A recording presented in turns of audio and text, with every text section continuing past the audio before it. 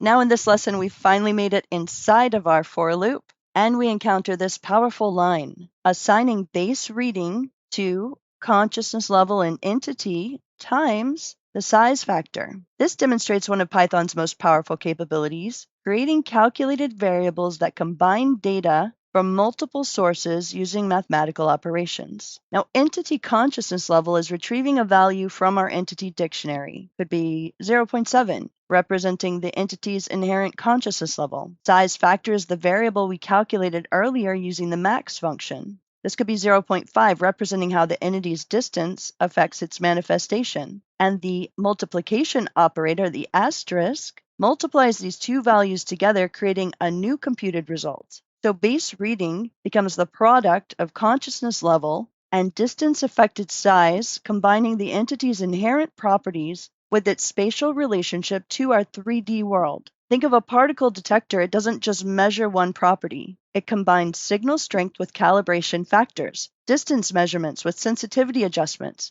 and raw readings with equipment specifications. It's powerful because we're using stored data as variables in mathematical expressions. The consciousness level comes from our entity database, size factor comes from our distance calculations, and Python multiplies them automatically to produce a meaningful scientific measurement. This computed variable will represent the base reading our detection equipment should register. Higher consciousness entities that are closer to our 3D space will produce stronger readings, while distant or low consciousness entities will produce weaker signals, demonstrating the power of combining dictionary access with mathematical operations to create variables that hold scientifically meaningful calculated results.